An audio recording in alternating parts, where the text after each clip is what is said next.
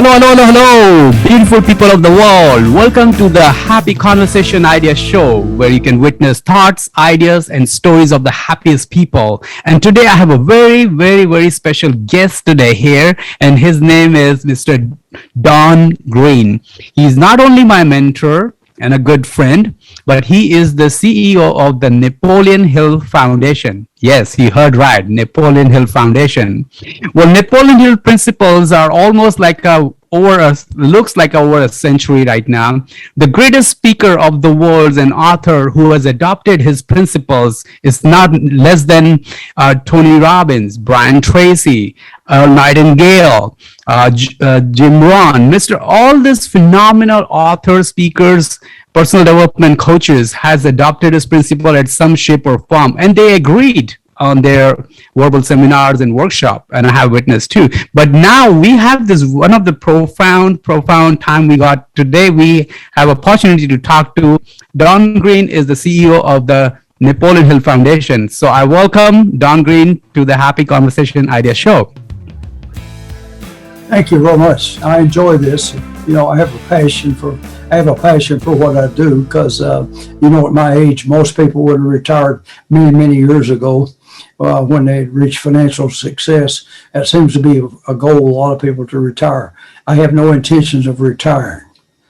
Okay. That's great. You're so humble and kind, and this is one of the greatest sign of a successful and humble personality, that if you even retire, but you still keep working. Now, you've been interviewed for thousands and thousands of times for decades, and I know that, but today we want to start with you. Please tell us about your journey, your adversities and defeats, and how you become so successful. Please share about that. Okay. Now, where you want to start, but I was born in mountains of Southwest Virginia, and it's a coal mining area. A lot of poverty existed for many years. Lack of education, lack of roads, transportation, so forth for many years. My mom was one of 16 children. Her mother died when she was 8 years old. The father never remarried, but back then, the boys would go to work in the coal mines underground, even early as age 12, 13 years old. There was no labor laws to protect them. And my dad went to work at 14 in the coal mines. And the girls would get married. That was kind of a way out at early ages. There was nothing for them to get married at 13 or 14. And my dad was from a large family also, and they grew up during the Depression.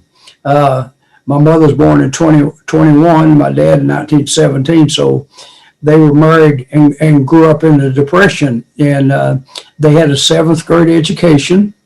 I asked my mother once, why did y'all just go to 7th grade? That's as far as the teacher went, was the 7th grade. There was no other schools around. There was no school buses. They would have had to go someplace else. And so they just went to work. Even in Hill's day, when Hill was born, there was no requirement to go to school. His father thought, go to work. School wasn't mandatory, and it was only open for 3 or 4 months a year. Them working on the family farm was more important than going to school. So it was never emphasized. Of course, in Hill's place, his mother died. He was before he was 9, and his dad remarried, and she happened to be a school teacher, the widow of a high school principal, and a daughter of a doctor. So education was very important. So that was his salvation. She stressed education. But myself was growing up like that. I grew up without running water in the house. We never had indoor plumbing. But other people all around us live the same way. So I guess got a bathroom when I was in high school. The first bathroom we built a house and with a bathroom in it. Wow. So, but books were important to me, and I saw education was, and just something told me that the coal miners, underground coal miners at the time that I'm talking about, they had a life expectancy of 20 years less than other men. Okay. And so it was very dangerous. There were no labor laws, and men could be replaced real easy. I mean, just get somebody else to come in. And they were wholly dependent on the company. The company owned the company store where they got all their groceries, everything they needed, their clothes and what have you. And they had the company houses. Most of them did. And when they got water, it was the company's water. And when they got telephone, it was the company's telephone. Everything was dependent on the company. But I saw the need for an education at an early age, and I like to read. And I read successful people, and I read and I read and I read. And I don't mean to be arrogant, but I knew I was going places. Okay, you can say you can say dreaming or what you want to, but I knew that I was going places. Of course. If somebody said, if these other guys do it, why can't we do it also? And so true. Education was very, very important to me. We only had a 2-year college, and I attended it. Drove a school bus, pumped gas 75 cents an hour. School bus made $85 a month driving a school bus. And I learned to make money at an early age. Wow. I can remember making $3 when I was 5 years old. It's the biggest $3 I ever saw in my life. My dad was a coal miner, probably making, at that time, probably maybe $7 or $8 a day. And the men were all outdoorsmen. They dug ginseng. You've heard of ginseng, I know, is a root.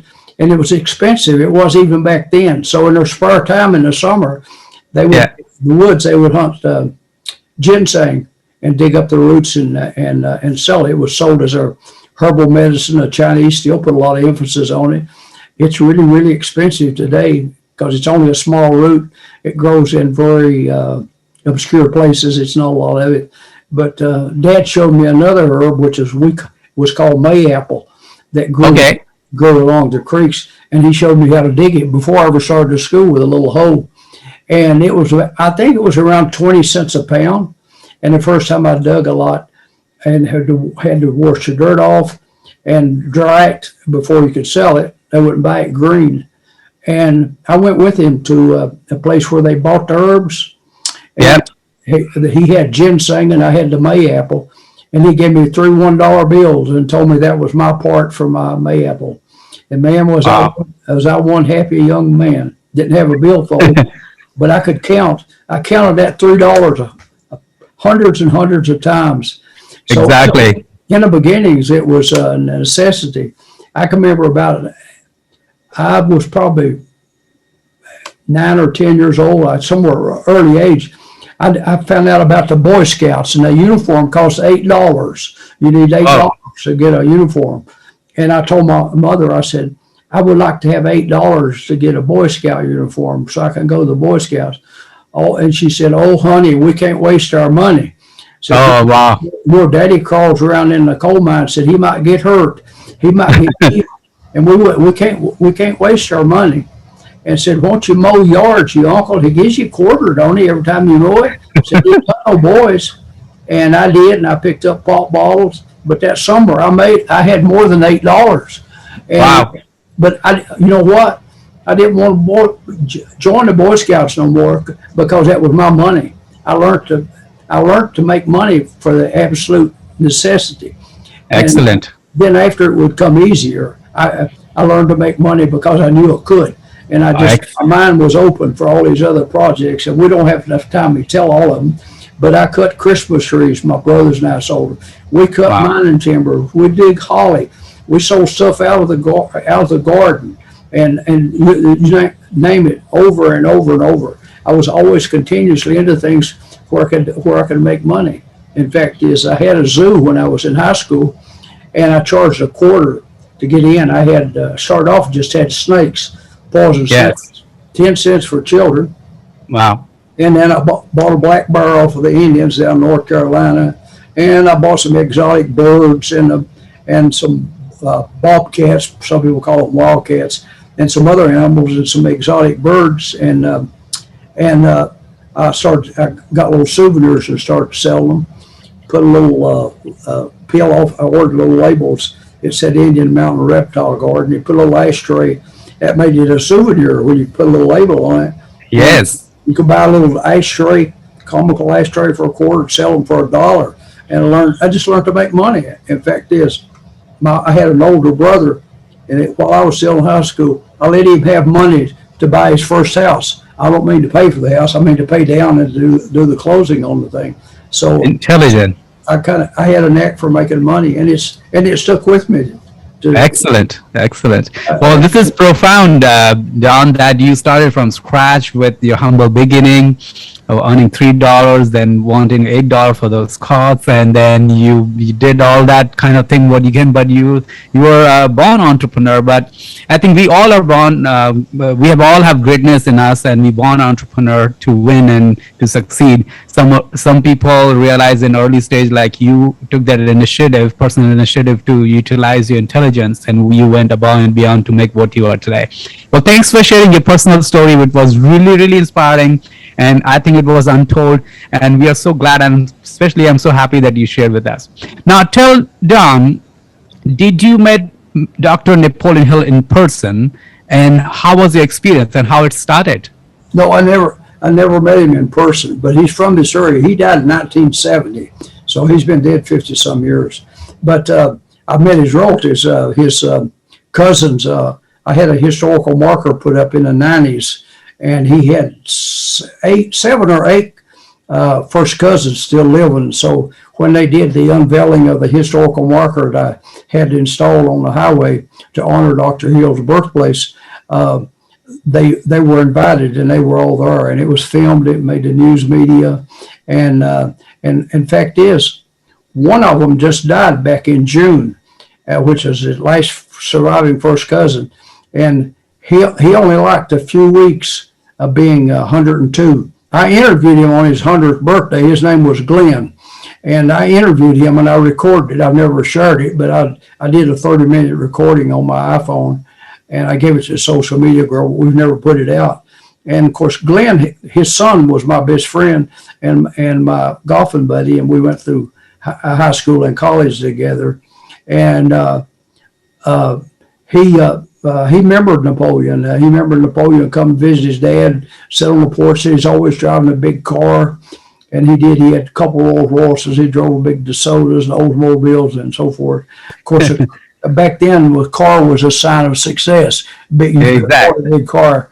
And so he said he always dressed well, always had a tie on, a little handkerchief in his pocket, and he traveled with a little dog. So he remembered him very well. And of course, we have Napoleon Hill Day. We celebrate his birthday the last Monday in October here at the college, and it's always declared a state Napoleon Hill Day in the state of Virginia by the governor. We have not had it the last 2 years because of virus, but Glenn Hill, he attended every one of those things. We had about 20 of them, about the last 20 years, and we'd get a noted speaker to come in. We got people like Sharon Lecter and Jim Stovall, Truett Cathy, who founded Chick-fil-A, was a good friend. I guess he was about 90. And I mean, our church, these people all had stories to do with Napoleon Hill. Like Truett Cathy was a good friend. He founded Chick-fil-A. And a teacher gave him Think and Grow Rich in 1937 when he was in high school. He carried that book everywhere he went. And at least 2 newspapers called me when he died. He was worth $6.5 billion. He credits it to the book Think and Grow Rich. Wow. So with Sharon Lecter, The Rich Dad, Poor Dad, and edited Outwitting the Devil. She did Think and Grow Rich for Women and 3 Feet from Gold. Sharon's a good friend. She read Think and Grow Rich. She was 19 in college. Yeah. She went on to become a CPA. She came here and spoke, and all those people came because of their connection to Think and Grow Rich. None of them were paid. And some of them are real high-priced speakers, but they came to pay respects to Dr. Hill's. Fantastic. Hill's fantastic. And had some fabulous stories of how the material affected him. No, thanks for sharing. This was very important to the world should know that the humble beginning of your life story and then how you started and when you met and all. Now, tell us how long you've been enjoying the journey with the Napoleon Hill Foundation. Well, I've been and how it started also. I've been CEO 21 years. And of course, out of 350 million people in the United States, I think I got the best job. Indeed, you have it, no doubt. See, I have a saying, Happy, that sometimes your ship don't come in. Uh-huh. Who said you couldn't swim out where it was? Ah, I'm in a town with 3 red lights. Nobody come down here hunting for Don Green to run the Napoleon Hill Foundation. I was working as a bank president. I gave a talk to a historical society in Pound, Virginia, where Napoleon's from, about 15 minutes from here. And basically, those people didn't know who Napoleon Hill was. Of course, I had read the books and talked about him, and I was working as a bank president. I didn't need to take on nothing. But when I got home that night, I took a pad by my bedside and I wrote a note to the foundation. Of course, I had taken their course, mail order course. And I wrote them a note and told them what I'd done, so forth and so on. So I get a letter back inviting me to come have dinner with the board in Chicago. wow. And I did, and I couldn't wait to meet Mr. W. Clement Stone. He was chairman. And we had dinner, had lunch together at the airport, and one of the airlines had their own area, had a lunch catered in to us, a friend of Mr. Stone. And he, somewhere during the thing, he said, he called me a boy. He said, boy, you know more about these books than I do. I said, I swear you do. He said, you ought to be a board member. And I said, what I need to do, Mr. Stone? And he said, attend our board meetings. And that's how it is. Nobody contacted me. I contacted them. But Nice. then I was served as a board member, and then I knew that they would talk about getting somebody, Mike Ritt, but the only other CEO they had, and he was up in years and couldn't travel, and his health wasn't good. And so we had an opportunity to sell the bank after I'd been a bank president for 18 years, sell the bank. And they said, well, it's a bit time for you to run the foundation. And I said, guys, I don't want to live in Chicago, but I said, I will move it to Wiles, Virginia. It's the Hill's home. Can you do that? And I said, yeah, I've got office space. Wow. I said, I've got the books. All I need to do is transfer the accounts. And of course, it's overwhelmed them. They cannot believe what we've accomplished. I mean, this past year was better than 2019. They said, how'd you do it? And I said, well, it starts off with attitude and just being able to see where you can go. And we're running ahead of last year, which is always our goal. It's Mr. Stone said, we do best when we're a little bit dissatisfied. In other words, never completely satisfied with the results. Always thinking, we can do a little better. So true. And some of us, that's what drives us. Is Exactly. desire to make improvements, and the number of people we have a positive effect on. Fantastic. So this is great. I strongly remember Mr. W. Clement Stone's one of the story. Whenever in his organization somebody used to say, "I got a problem," he used to say, "Aha, yes, let's hear it. What's the problem?" Because he was one of the person that used to create when you're having a problem that we are actually close to our success. So that's very, very inspirational. And also used to say that to be enthusiastic, act enthusiastically. So that's what you do. You acted enthusiastically and you said yes to the foundation. So tell us now, let's talk about this one of the profound book in the world, Think and Grow Rich. And I do have a sign from J.B. Hill, his grandson. And I've been lucky and honored person to live on planet Earth to have his autograph. I was not born when Dr. Hill was there, but I got it. Now, Don, please tell us why this one profound book, like a towering giant, till over almost like 90 years, stand number one as the self-development book, Think and Grow Rich. What do you think about that, please, and tell us about that? Well, Napoleon, he was a little different. He also was a reader, and the difference. The first the book, I would think it's self-help. You want to call it, was self-help by a guy named Samuel Smiles, Okay. 1859. But he wrote about it. It's been a while since I've read it. It's in Old English. The Watt invented the steam engine. A man by the name of Wedgwood had invented a Wedgwood china that's used by royalty. He wrote stories like that of people who overcome adversity and stuck with it a long period of time. But the difference in Napoleon Hill, Napoleon went out and actually interviewed those people. He didn't get somewhere and just write about them with what information he gathered. He actually went and interviewed 500 and some people. Always dealing with the one simple question: why are some people successful and most are not? And you could say, well, some of them were born that way. No, most of us wasn't born that way. And you could say, well, it's got education. No, everybody gets degrees. They wouldn't want you to truly be successful. It's different things they did. And of course, and he said, of course, he always, number one was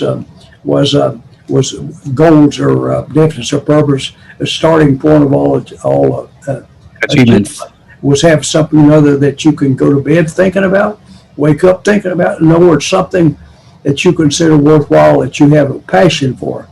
Because if you don't develop a passion for it, you run into an obstacle. What do most people do? They quit. True. And so them stories in Eli, I said, if you're really busy, you could read the second chapter on desire. Yeah. And pretty well cover it all. He says, what do you want? And of course, you can name what you want to, but then he says, what do you plan on giving to entitle you to what you want? He So said, true. there's no such thing as something for nothing. Okay. As Thomas Jefferson said, our third president said, saddest day in a person's life is when they sit down and start figuring how they can get something for nothing. So, and and he tells us about making our plans. And the plans, he said, the plans don't have to be good. Yeah. The biggest part of any accomplishment is starting. Where you are from what you know, and you can always get help. You can look at different plans, take different approaches at it. But the thing you don't do is you do not quit. And that's the reason I did the book and got it started on 3 Feet from Gold. That story out of Darby that the man quit, and when he was in 3 feet of a tremendous gold, but he said he learned from that never to quit when selling insurance to a person that says no, because he learned from that his time of quitting on the gold thing. But this book we talk about, what I like about it is I got this published. It's an exact copy of Napoleon Hill's first edition. Not one word's been changed. And for example, if I just open this book up on page 207, and you look up 207 on his book here in our archives, it will match word for word for word. In other words, it's got the same number of pages. Yep. We had the cover designed as close as we could, because happy on the original copy, the book had at the top, for men and women who resent poverty. Yeah. Now that got taken off, and they put up over 2.5 million copies sold. Then 5 million copies sold, 10 million copies sold. So we went back to the original one. We wanted, because a lot of people says it's not about money. Yes. That's not correct. It was about money, his Myths of Depression. He said he wrote it for the millions of men and women who were in poverty and in fear of poverty. And that's what held them back. So it was about money. Of course, later in his life, he saw just the money alone didn't make you happy. The last book he wrote was in '64, prior to his death. It was published, and it was Grow Rich with Peace of Mind. That it takes more than money, and really his writings over a period of time will show you. And it's in his quotes over and over. And in fact, as I'm working on a couple of new books, over and over, you can get from his writings that there's one way that you can have a happy life, and that's by serving other people, make someone else happy. So true. I strongly agree on that, John. As long as you're concentrating on yourself, there's never enough. Peggy Lee had that song out, Is This All There Is? I know. I got that Mercedes, I'd be happy. If I got this Rolex watch, if I got this, it's always something else. unless you're Bill Gates or Warren Buffett. Yeah. You'll run out, and just things don't do it. But you have to be involved in making a difference. Sad to say is most people leave this place, and when they're gone, they've left no footprints. What did they do? Well, I think you don't remember. They just they die with their dreams in their head, and it's in the graveyard now. So true. Thanks for sharing this, Don Green. Now let's talk about the second book we call Outwitting the Devil. Actually, this book came after 1937, if I'm not wrong, and it stands still monument, and it was not published till last 10 years, I believe so.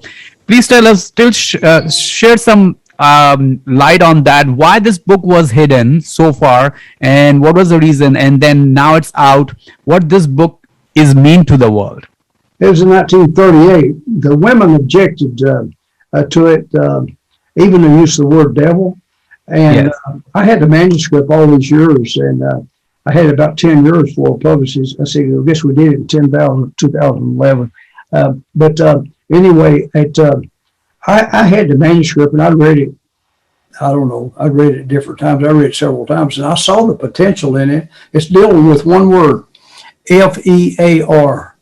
That's what it's about. But, and I put the quote on it from somewhere else, fear. It's a man of the devil. It's the fear is between our ears. So true. We create, for example, there is no such thing as stress. There is stressful thinking. We create our own stress. You can look at a brown spot on your hand, and you look at it and think about it long enough, you can be convinced that you got skin cancer. It's all in your head. It's not that you don't need to be careful, but we create our fears and our stress by our thinking. And there's only one thing that will cure the fear, and that's action.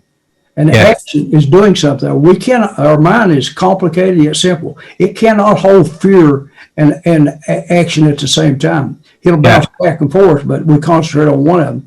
The word action is in Think and Grow Rich 77 times. Yes. Don't you think he's trying to tell us to do something or another? Yeah. And of course, how the book come about, the women objected to it on religious grounds, and I kept asking about it to Charlie Johnson, who was Hill's nephew. Yes. He's a cardiologist. Napoleon sent him to medical school, never paid him back. He said Napoleon didn't want the money. But I would say, he always called me Donald.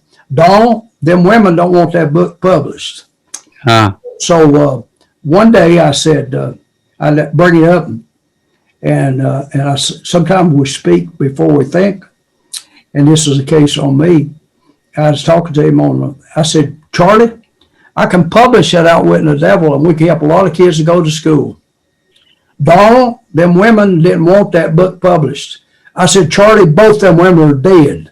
And of course, one of them was his wife, and the other was his aunt, which was Napoleon's wife, Annie Lou. He said, well, looks like you're going to publish it anyway. I said, no, Charlie, I'm not. You're the chairman. I respect you. I'm not going to publish it until I get to, okay, well, go ahead. Wow. So we published it, and I got interviewed by a guy named Alan Mark, and had a program called Industry Visions, and it's a book in itself. He called me one time to set up an interview, and he interviewed me, and we talked about Outwitting the Devil. He prayed for a press release. Our interview, word for word, was in over 200 newspapers. Wow. And he said, when the interview was before it's over, he said, now when the interview's over, I need you to hold on to me. I got to sign off and all, but I need to talk to you. And the guy's name was Alan Mark. And he said, you're probably wondering why I did this interview with you and why I paid for press releases. And I said, no, but I appreciate your support. He said, you've been sending my son books in prison for years. Oh, wow. And I said, what's his name? He told me. I said, that's not your name. He said, I had to change my name. And the story was, this young man, I believe he was 19. My wife saw the program. He was on a reality show called Jenny Jones. Okay. It was supposedly the first reality show. And he's on that show. They set him up a date. And I didn't see the program, but my wife did. When I went home that night, I told her, "Oh my God, I saw it." He went on a date. He met this at the restaurant. His date was a man. Okay, it was a man.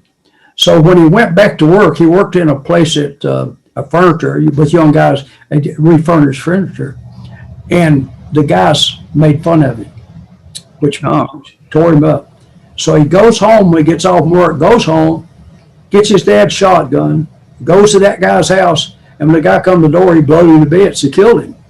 Oh. And of course, that put the TV program off the air, and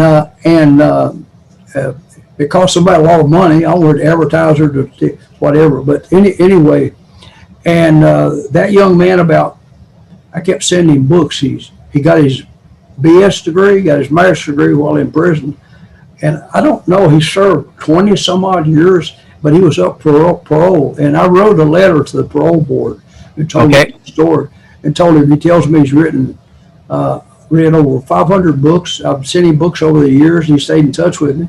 He got 2 degrees, and I think I said, terrible accident, terrible what happened, but I think he's could be a useful member of society. And about 3 or 4 years ago, they paroled him. They actually paroled him. So that was the story. But that appeared in the newspapers, and the book hit the bestseller list off the bat. It was done through Sterling, which is Barnes and Noble. They didn't ship enough books to the stores, and they sold out. We were getting phone calls. Why can't I get the book? Why can't I get the book? And so a little while of getting them. It's in. Well, I just licensed it in Russia. I've licensed it in 57 languages, I believe, so far. Yeah, so true. And I want to say personally, thank you so much for also giving me rights and chance to rights for the Asia to. There's one other thing I got to add to it, Happy, and that is one day my assistant come back and says, "Don, Charlie's on the phone," which our chairman, and he always called me Don. Don, how are you? I'm okay, Charlie. What can I do for you? Well, I'm going to be speaking to a group of cardiologists, and he said, I'd like to have about 50 copies of that Outwitting the Devil sent to me to give out. Wow. I said, we can do that. And so we bought, and he never paid me for them, okay. I sent them out to him, but then I told my assistant, boy, for 10 years he didn't want me to publish it, and now I'm giving him 50 copies of it for free. So, anyway, it didn't surprise me because it's dealing with fear. Yes. And in fact, fear appears in Thinking and Grow Rich 77 times. No, 73 times. Action 77. So it's mentioned almost as much as action is, because everyone has fears, but one word you need to know to conquer them, and that's action. Do something or other. Do something. I saw a little clip on a news program. This old lady over in Tennessee, Unicoi, as you go over into North Carolina, and she said, when I worry, I go out and hoe in my garden. Because I worry while I'm hoeing. See, okay, she simply took some action. You can't reason things of fear by thinking, because you're going to think over and over, and you're going to keep exaggerating and whatever. And first thing you know, you have worried yourself sick. Our mind can make us sick. Also maybe can make us well. So the book has played a great part in people's lives. Exactly. And I could have got it out, but I didn't think about it. But the original manuscript's locked up in our archives, but we can't show it. It's only been out of the office twice. Yeah. And I took it to New York to show the PR. Wow. I carried it. Incredible. Carried it with me. When Sharon worked on it, she didn't have it. We Xeroxed it and sent her a copy. Fantastic. It should be in treasure now, and it's so valuable. It is one of the greatest thing on planet Earth that you have a manuscript now.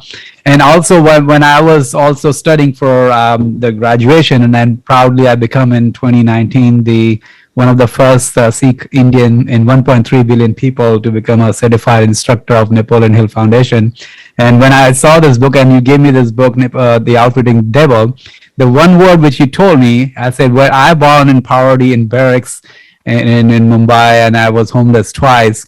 I said there was a lot of fear, and I said if this book can release there in India in another movie or another digital way, that it can eliminate all the fears have people in the mind and the world too. So I strongly agree that you said word action. I took the action, and you helped me to give the right Suresh. I'm so thankful for that.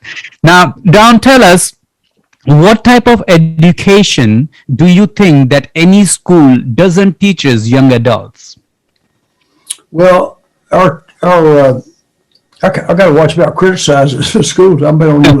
Well, I know, but you are there. You are one of the boards on that university, but there are certain.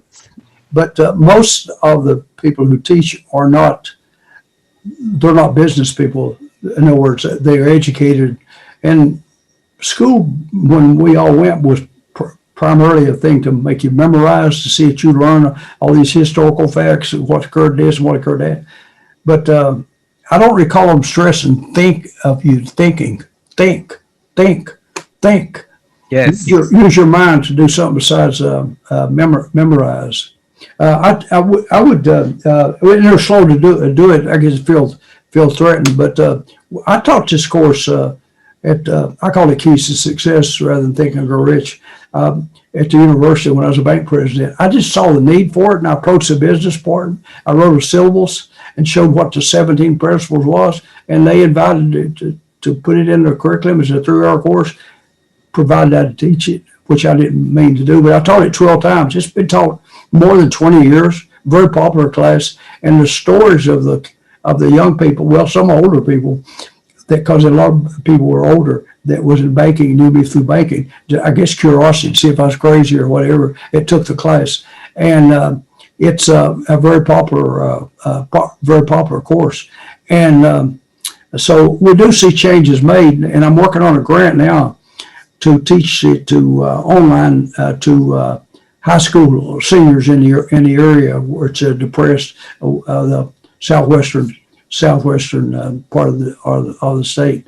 And the fact is, that's something I gotta work on when we get through this. So with the lady that's helping me with the grant, so we can do the final touches on it, and I can sign it and get it sent off. But that's one of my goals outside of what we normally do, is to get it taught in the high schools, because some get it by reading, but once the cycle is broke, 85% of the students that go to school here need some sort of financial aid. We provide financial aid we have 20 Napoleon Hill scholars that we send to school. And we've done many over the years. We keep adding a number and adding the amount of money they get, because we believe in what we're doing. Happy? Yeah. Napoleon Hill, he started 2 autobiographies that we had to file, and they never was published. Okay. We took the best of each one of them and chronologically and covered. And the reason I stress it is, here's what we end up with.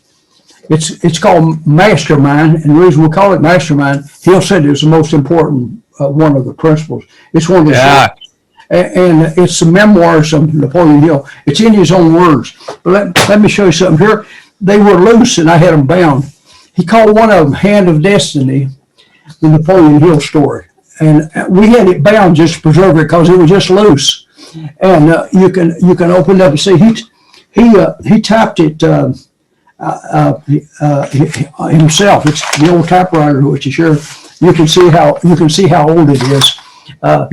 Up to top, it says Hand of Destiny, the Napoleon Hill story. That's on that's his own typing.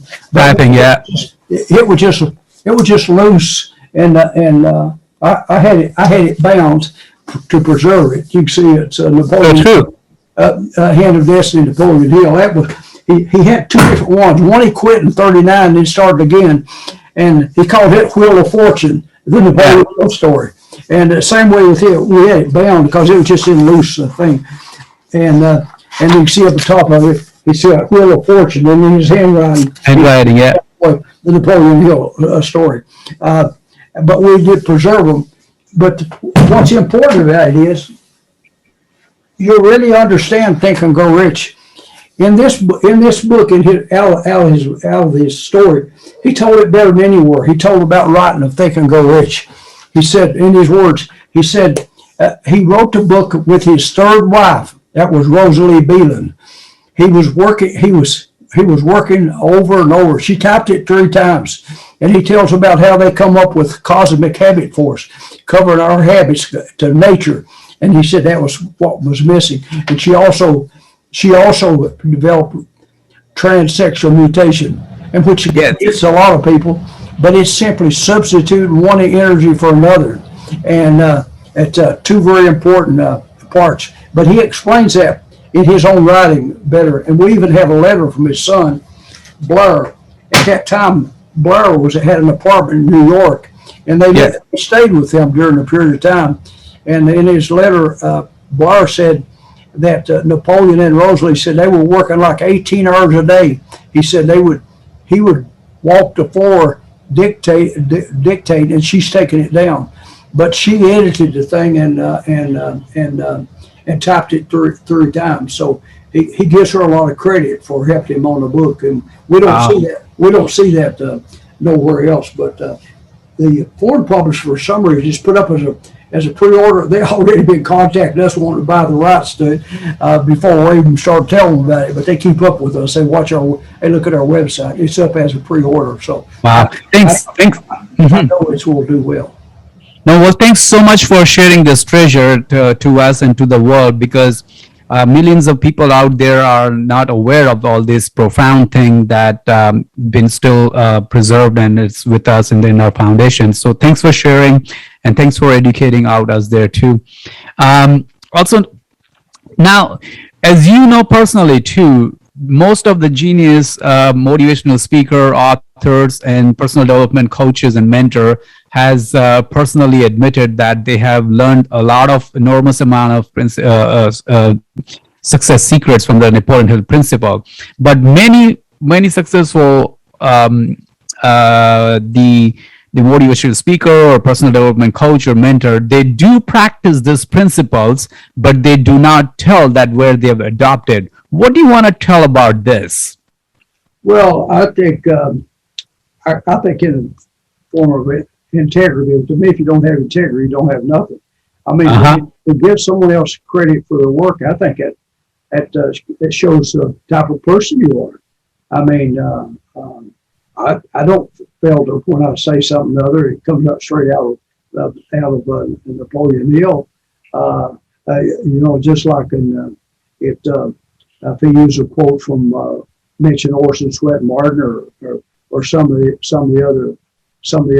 other writers. He read John Dewey on How to Think, and he read Elbert Hubbard and Ralph Waldo Emerson. Over and over, he talks about Ralph Waldo Emerson, and I think he give them credit for the other people that was before him, and it had an effect on him, and even to tell the truth about his. I don't know where people make it up. I had someone out there said Napoleon was so broke he sold his typewriter for $10, and I've got his typewriter, and it's sitting up off to my sit on the table, and it's an L.C. Smith. I even have a picture that shows Napoleon Hill standing by that typewriter, and I have a letter from his nephew, Dr. Charlie Johnson, said, "Don, I removed these typewriters on Uncle Nap's passing," and said, "I think they belong to you." And he got them to me. So I don't know where people get their information. So true. I have seen that typewriter during my education in West Virginia when I was studying there. And one day you given us tour. I strongly remember we have seen that typewriter. We click pictures and all. Now this is great. Don, tell us during this time when success is available for everyone on planet Earth, why still only few people succeed in life? I don't think they have a driving passion or purpose, or like a wandering. He compared them to tumbleweeds or wandering derelicts. They go from one thing to another, and they've never developed a definite purpose, something or another that they really, really want to do that they want to accomplish in their life, and they have a tendency to go from one thing to another. And those people later in life are be the same people that says, "Well, that people, rich people, they're dishonest, or it's gift to them, or what have you." And I use a quote in a book. I've got a book coming out in February called Millionaire Mindset. It's Don Green. It's just me. It's already up as a pre-order. And Victor Hugo, the writer, said, "It's not that people were planning on failing. Okay. They simply failed to plan." Aha, I love that. And that's an incredible. That's it. I mean, get up for a day. My first, I got a index card on my table where I ate my oatmeal or cereal, and it just says simply, "God, show me someone I can help today. In Jesus' name, amen." So Yes. I'm going to make sure that the day's not over, and I've not sent someone a book or wrote somebody a note or done something or another that hopefully made the world a little better. But people don't have anything worthwhile. But it's in easier. But if you want to see somebody that's on the road to failure, just listen to someone who's making excuses. Okay? Yeah. Mr. Stone says, "You got a problem? Great. We get paid for solving problems. Solve problems means you got opportunity. And if everything was going right, you have to think and look for things that could be made better, or made cheaper, or made more convenient, or whatever. Because there's only one way you can make money, and that's selling something. You can sell goods or services. If you can paint, sing, tell jokes, write books, or whatever, you got a service you can sell, or you make a hula hoop or a better mousetrap or whatever. You got to sell something or other. What we're doing is we're selling ourselves. We're selling ourselves. Until you discover that, why should someone turn loose their money and give it to you if you don't have nothing that they value more than they value their money? It's an exchange, agreeable exchange. They want what you've got to offer them more than do that amount of money, and people never discover it. I mean, it's just I was going to lunch with a business partner, and one of his by the way, he's in my first class. He sold his stores, little convenience stores, out for $45 million.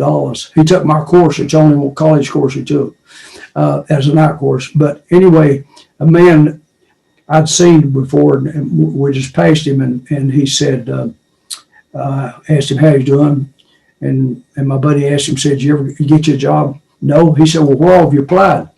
"Nowhere." He said, "Nobody's hiring." So that guy's probably not going to have anything good happen. It's so true. Nobody's going to come in, knock on your door, grab you and say, "Happy, boy, I got something for you." No. You know, it's a saying. That's true. So true. Don't come in, go swim out where it is. Nobody says you can't swim out there where it is. So you've got to put some effort out and develop it into something other. Yes. I did fundraising with Zig Ziglar before at a member of the Christian college up in Pennsylvania one time, and he had this thing saying, "How bad do you want it?" I love it. Do you want it? And that answers a whole lot, because it's something that is, well, I don't really care about that anyway. My wife said I was wasting my time, and so forth. I mean, you have to develop the attitude like Edward Barnes. He said, "This is what I'm going to do. I'm going to partner with a great Edison." That was it. I mean, yes. hobos are trained. His wife said, he ain't going to say, "You why should he be dealing with you?" and all. But he didn't. He didn't take that. He was convinced that what did he do? He wanted it bad enough to potentially make a fool out of himself, and he ended up scrubbing toilets and scrubbing the floor. Yes. Just to convince Edison. Edison was just testing him out, and that was the only partner he ever had. And we got a stack of letters from Barnes in our files, handwritten, big old letters. He called it. He had a nickname for Napoleon. He called him Nap the Sap. Nap the Sap. And I never met Edwin, but Mike Quitt, who was for me, he went to Florida and visited with him and whatever. But we got lots of. In fact, I've been gathering those letters and putting them. So true. notebooks so people can thumb through them and look at Yeah. them in plastic and preserve them. But we got, I don't know, there's a dozen letters from Fantastic. Thanks, Don, for sharing. And Edward Seaborn, he was one of my great an icon too. When he has nothing, but he went with his mission in his head. He was so clear that he wanted to not to only work with Edison, but he wanted to become a business partner of Thomas Edison, the greatest inventor of the world. That was the passion. I really liked that when I heard about his story. That really inspired me. And in my personal life, and I went through that so many stages that I wanted to do business with the biggest entrepreneur and millionaires, and I have no capacity to rub shoulder with them right on the first day. So I worked with scratch, worked for whatever the cleaning and maintaining and being assistant and all. And I've been a business partner with most world successful people, and I'm on the board of director too. So I agree with that. Okay, now let's do this round we call Make the World Happy Round. So your short and sweet answers will be highly appreciated on that. Okay. All right. So first one is, how do you define success? Success, to me, it is simply something that you have a desire for within your mind. That Ben Sweetland's quote, success is a journey, not a destination. It's more important what you become during that process, type of person you are, that simply made the world a little better place, which is our motto, making the world a better place in which to live. If it's only a accumulation of a goal or getting so much money, then what else? Oh, I mean, I got a gold Rolex, a black Mercedes, and $1 million a bank. And is that all there is? No, it's a type of person we become is the important part. And to me, that's success. It's doing something other that you want to accomplish at the same time, making this world a better place to live, with always in mind is the only way you're ever going to be happy is when you find a sincere way to serve other people. So profound, Don. That's a very meaningful and inspiring message you have given regarding the success. It's nothing what you only just achieve, which is also great, but what you become during that achievement's great. Next, tell us one thing that world doesn't know about Dr. Napoleon Hill. One thing that the world don't know about. I know there will be million things yet, but one of the things that can in this book. Mastermind, the nuts and bolts of how he wrote Think and Grow Rich and the help that he had. That's one of the things, and I think the profound effect he had on the world, that was always his goal, and he didn't mind his failures. You know, he had more failures than he had successes. But it's I think Michelangelo's quote comes into mind to me. He said, "It's not that we make too large of goals and fail. It's that we make too small ones that succeed. So no goal is too big to work at." And he was a dreamer. He was not a good business person, I would say, because his attention was somewhere else. And we see that oftentimes in people that's heavily dedicated to medicine or one field that they don't finances doesn't interest them. But his life's marriage in 1943 to Annie Lou, and I got a real neat book out of her stuff just a couple of years ago. Yeah. He gave her a book when she was taking his class in 1941. He signed it to Annie Lou Norman. Norman was her last name, ORMAN. And then 2 years later, December 23rd, 1943, he dated it and signed it again. And that was the day before they got married. Got married on Christmas Eve. He said, you had the author and now you got the book. That was in personal belongings. And so I put it in the archives so people can see it. Thanks for sharing this insight and what people didn't know about that. Thanks, John. Now, tell us, is personal development is important or financial development is important? What comes first? Well, a lot of time people in this world, they're running behind money and fame and power, but they lack to do their improvement in their personal development. What would you grade? Well, I think both of them is extremely important. I mean, but the personal development, you know, if you don't have integrity, Yeah. I think the money doesn't matter, because if money's your only goal, well, you can probably get by selling drugs, illegal drugs, and make a lot of money, and you may get by for a long, long time. But yeah, to me, if you don't have integrity, you don't have nothing. I So mean, true. to me, I mean, we're just extremely careful who we associate with, who we Yeah. don't throw our name out there and let people borrow So it true.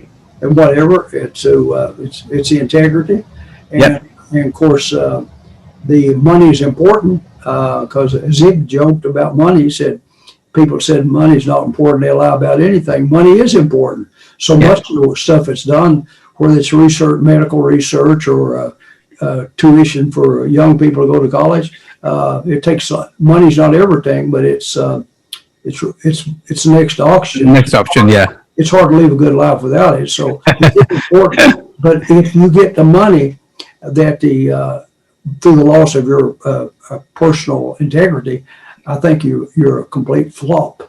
Yeah. So true. I strongly agree on that. Now, Don, tell us what makes you happy every day. Well, every day knowing that I'm going to be able to do some good. I mean, I absolutely love what I'm doing. Okay. Next question.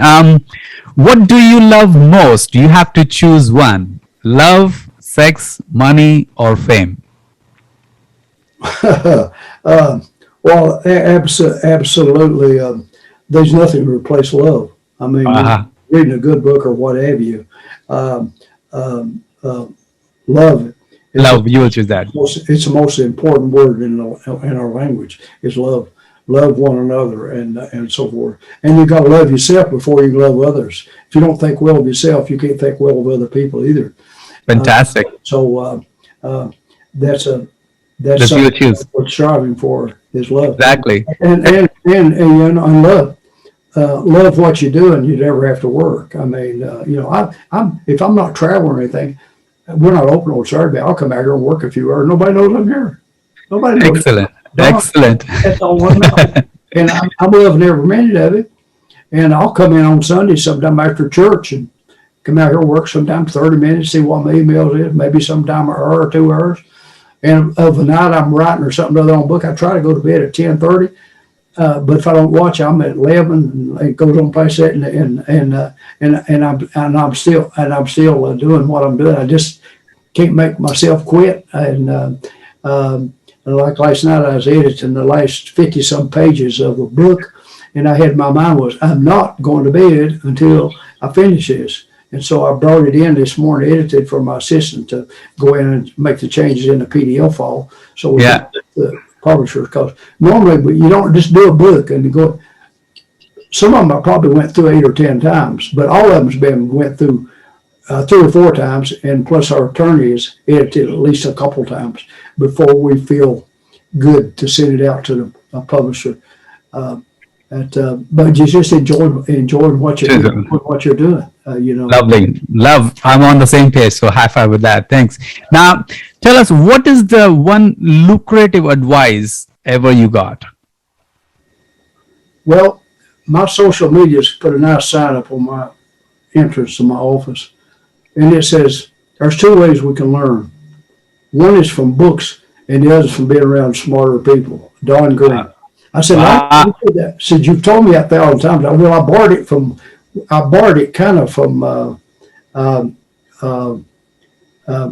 the old cowboy Will Rogers. He said something very similar to that, but that's it. You start thinking is, how else can you learn? When I said books, I took audio books.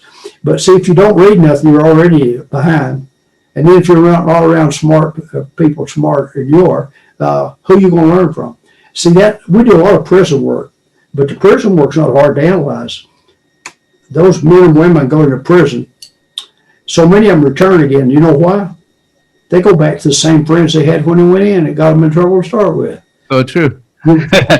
You can't change your physical environment much, your height and your color of your eyes and your hair. You get that from your parents and your grandparents. But our social environment we grew up in, we can change that.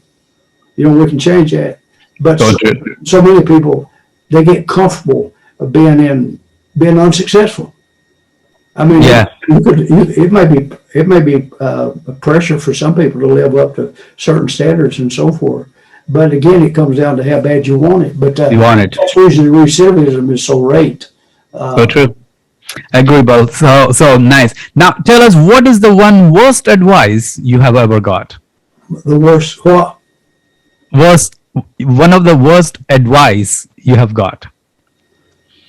Well, when I tell people, when I invest, and I hear people say I was on a cruise and tell you to, if you've got a stock that's made 20%, you should sell it and take your profits and not risk losing it. But the biggest risk in life is taking no risk at all. So if you bought Microsoft at $30 a share and it got to 40, you're supposed to sell it? No, you just held on to it and you see it hit $300 a share. And I could say the same thing about Apple, and I could say the same thing about Amazon.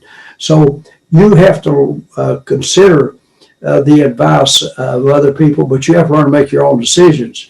I mean, I follow Warren Buffett and Forbes magazine, the Wall Street Journal, but in the end, I make my own decisions because even if someone was wrong, I learn from them rather than taking advice from someone that may not be successful, or people's opinions, or, Yes. or their ideas. Yeah. And I would say I've done pretty well. Fantastic. I agree on that, Don. Thanks for sharing. Now, this question is imagination. Okay. Imagine if God makes you a woman for a day, what would you do more of and less of? Well, I grew up in a family, a wife and a daughter, no sons, and I have a loving to work around women because in banking I had mostly women. I found women in general. You can't say it's all the time because I got a wonderful assistant who's been with me since he's in 8th grade, who's a wonderful, wonderful young man. He's 25. I started him at $10 an hour in 8th grade, but we. Women, I think, try harder. They try harder, and because they have to, they still, you can call it a glass ceiling or whatever. I don't think women are still don't have the opportunities that men do, and I think there's a lot of good women that are role models. Sometimes women don't like to work for other women; they'd rather work for a man. But I think that's it. I think they made lots of improvements on the world, but there's a long way to go. And you can study economics in the countries where the women don't have as many rights as they have here. Without fail, I think they won't have as good economy. Yeah. Just think, if you removed half the population from being able to contribute, how can you expect as good results if you got both sides working? So, but we're making steps, but we're not there yet. No, thanks for sharing. That's a very profound thinking behind that. It's so generous of you, Don. Now, this is also imagine question. Now, imagine if you would be the host of this show and if I would be the guest of the show, what question would you ask me?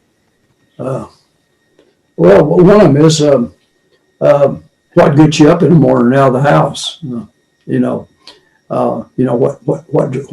What drives you, and what do you intend to accomplish, and what's your idea on giving back, and sharing with others, and such things as how many people have you had a positive influence on your life, whether they're young people or old people, and how would you like to be remembered? When you're laying on weight, do you want somebody to say, "Boy, Happy he had money in 7 banks and he had 4 cars and 3 houses"? Boy, that would be that's not nice. I'm thinking someone should walk by and say, "I wonder how many young people he helped get a college education." Yeah, or something other that made a difference after you're gone. Good. Well, this is a very profound question, Don, and I want to answer very sensibly in my senses, which I personally feel since childhood that my major purpose of my life is serving others. And I've been very passionate server. I have served in many different areas in industry, passionately, positively, and friendly. And I reached to the stage that I think I cannot give any more seminars or workshop, which I've given enormous, probably tens of thousands of seminar and workshop and classes I've done so far. But I found this wonderful platform, this platform of podcast. So I believe I can reach millions and millions of people around the world with this platform to bring most successful plus and yet happiest people like you to share their stories with the world so that they know this show, the happy conversation, is not about only just education, fame, money, power, or wealth. It's all about happiness. So I found this platform is one of my major reasons right now that I want to leave my legacy to continue forward onwards when I'll be gone from Mother Earth. Somebody else will carry on and will do that to share the happiest people's story. It's not about money. It's not about also fame and power. It's the happiness we found in the job or in the love or the relationship. So my answer to you is I'm doing this show to serve others, to make them more happy wherever they are and whatever they can do by listening to stories of profound people like you. Well, Okay. I appreciate it. We can take up on this again. It will be sometime up in the middle of October because I'm working on some grant things, and we can take up from here and do it again because I truly enjoy it. But I'm on a schedule, so Yeah, sure. And but just on our last one, well, I really appreciate your thing. I will discuss it on phone too. Just last two questions, quickly one. What is your favorite word or your quote? ASK. Ask. I love that. Always seeking knowledge. I love it. You don't have to receive something if you don't ask for it. Yeah, I love that. Now, last question of the show, Don. What is your message to the beautiful people of the world? Well, they can make a difference about what they not only what they think, but what they plan and what they execute, and never underestimate the capabilities that what they can accomplish, and don't sell themselves short. And all these they can have all these heroes they want to, but all these people they admire. Why can't they be one of them too? Just find out what they're doing. If you're just going to learn how to bake a cake, you watch some lady bake a cake and see what she done. That's what we study success principle. If we study what other people done and we apply what they've done, we kind of think that we'd get the same results or similar. It was Einstein that said doing the same thing over and over but expecting different results is the definition of insanity. So if we're not getting exactly what we want, maybe we should do more study to what these other people did. If we're what they took in school, what they read. When people don't read, I mean, just think how far they're behind. Mark Twain said it best: people don't read are no better off than people can't read. With all this world's information of thousands of years, so cheap and so accessible, and you just going to ignore it. We have to take and analyze it and what part of it we can use and use it. Don't mean we have to follow with it, but we can at least consider it. We can think about it, and if we see it's work for other people, just maybe it's worth our effort also. Fantastic, Don. Thanks so much for your wonderful message to the beautiful people of the world. And thanks, really, really appreciated. You shared your personal story, Dr. Hill's story, and the foundation story, and all the wonderful people around and quotes and all. We really appreciate time. Maybe definitely, with time is running out, we will do one more round some other day. But I want to say thanks to the wonderful audience that being with us today, supportive, and thanks, Don Green, for coming on the Happy Conversation Idea Show with me as your humble host, Happy Bains. I really thank you personally for being my mentor and my friend, and also allowing me to do best for the Outwitting the Devil in India as well, and Asia country. Thanks so much, Don. God bless you. Thank you. Yeah, I truly enjoy it. We will do it again, okay? Sure. Thank you. Take care. Okay.